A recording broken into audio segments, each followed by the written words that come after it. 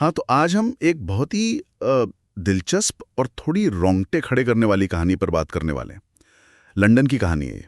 Enfield poltergeist के नाम से जानी जाती है। जी हाँ, 1977 से 1979 के बीच की घटना है ये। एनफील्ड में 284 ग्रीन स्ट्रीट। बिल्कुल। और हमारे पास इससे जुड़े कई लेख हैं, रिपोर्ट्स हैं, चश्मदीदों के बयान भी हैं, और वो भी जिन्होंने इस पर सवाल उठाए। सही कहा। तो कोशिश यही रहेगी कि इन सबको सामने रखकर समझें कि आखिर ये मामला क्या था। कोई अनदेखी ताकत थी या कुछ और ही चल रहा था। बिल्कुल। कहानी का जो केंद्र है वो है पैगी हॉडसन और उनके 4 बच्चे। हाँ, खासकर उनकी 2 बेटियां, जेनेट जो तब शायद 11 साल की थी और मार्गरेट 13 साल की। जी। और शुरुआत हुई थी कुछ बहुत ही अजीब चीजों से। मतलब घर में सामान अपने आप हिलने लगा था। हाँ, मैंने भी पढ़ा। रिपोर्ट्स बताती हैं कि भारी फर्नीचर, सोफे, कुर्सियां, ये सब अपने आप खिसकते थे, जैसे कोई धक्का दे रहा हो। बिल्कुल। और सिर्फ इतना ही नहीं, बच्चों के खिलौने वो हवा में उछलकर फेंके जाते थे। दीवारों पर जोर जोर से कोई दस्तक देता था, खटखटाता था। और आवाज कहाँ से आ रही है ये पता नहीं चलता था। जी बिल्कुल। स्रोत का पता ही नहीं चल पाता था। सुनने में ही बड़ा अजीब लगता है। और वो पुलिस वाले का जिक्र भी आता है ना। हाँ हाँ। एक पुलिस कांस्टेबल ने अपनी ड्यूटी के दौरान खुद अपनी आंखों से एक कुर्सी को हिलते और फिर जमीन पर घिसटते देखा, बिना किसी के छुए। सोचिए, पुलिस वाले के लिए तो ये कितना चौंकाने वाला रहा होगा। यकीनन। और बात यही नहीं रुकी। समय के साथ ये घटनाएं और ज्यादा बढ़ गईं। और क्या-क्या होने लगा? घर में अजीब अजीब सी आवाजें आने लगीं।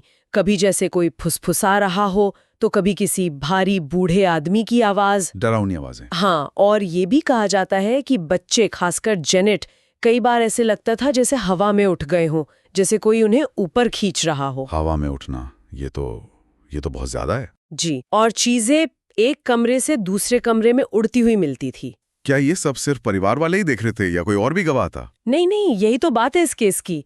परिवार के अलावा भी कई लोग थे।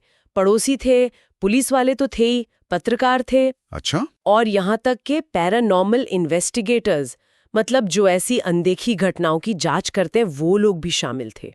कितने लोग रहे होंगे अंदाजन? कुल मिलाकर रिपोर्ट्स के मुताबिक 30 से ज्यादा लोगों ने दावा किया कि उन्होंने कुछ न कुछ अजीब गतिविधि देखी या महसूस की। 30 से ज्यादा लोग? तो फिर तो जांच करता भी आए होंगे। जी हाँ, बिल्कुल।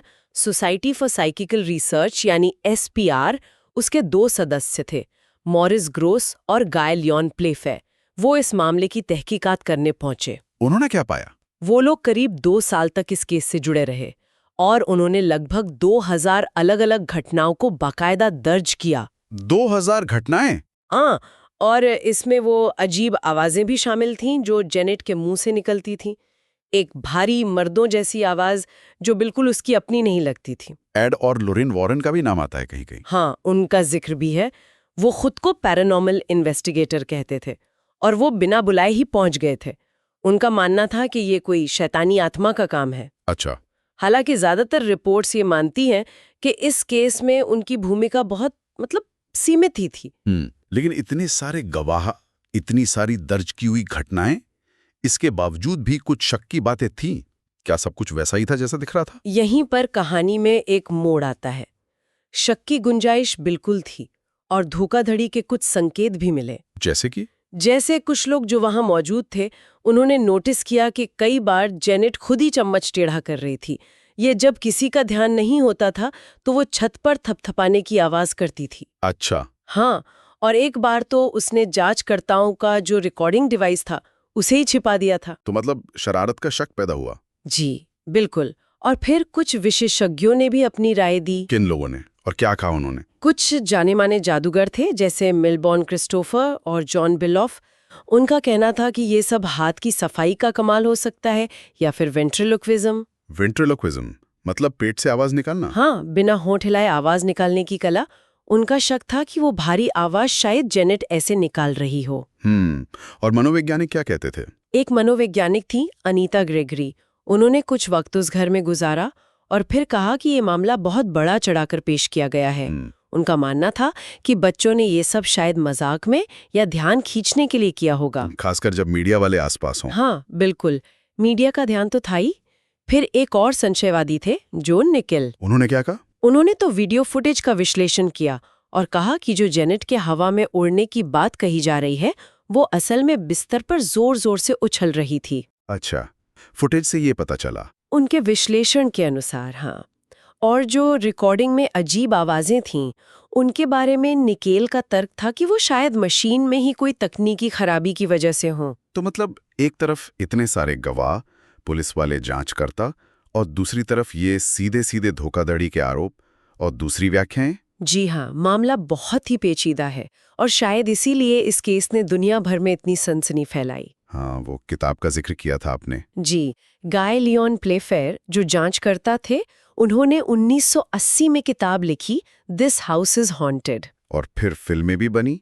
हाँ, कई डॉक्यूमेंट्रीज बनी, टीवी सीरीज आईं और शायद जो सबसे ज्यादा मशहूर हुई वो 2016 की हॉरर फिल्म थी द कॉन्जरिंग 2।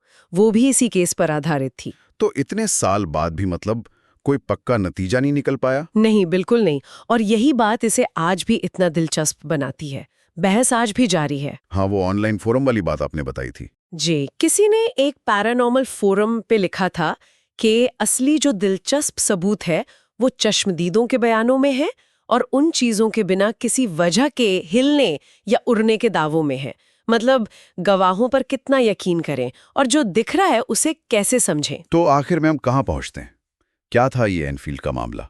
क्या वाकई कोई अनदेखी शक्ति थी उस घर में? या फिर ये सब बच्चों की शरारत थी जो हाथ से निकल गई, या होशियारी से रचा गया एक धोखा? सबूत तो दोनों तरफ इशारा करते हैं ना। बिल्कुल। और शायद सच इन दोनों के कहीं बीच में हो, या शायद हम कभी जान ही ना पाएं। और ये हमें सोचने पर मजबूर करता है कि ऐसी कहानियों से हम क्या सीखते हैं, सबूतों को कैसे परखें। हाँ, और असाधारण दावों पर सवाल उठाना कितना जरूरी है, ये भी कि मीडिया का ध्यान और लोगों की दिलचस्पी किसी कहानी को कैसे बना या बिगाड़ सकती है। बिल्कुल, मतलब विश्वास और सबूत के बीच वो महीन रेखा कहाँ है, ये सोचना जरूरी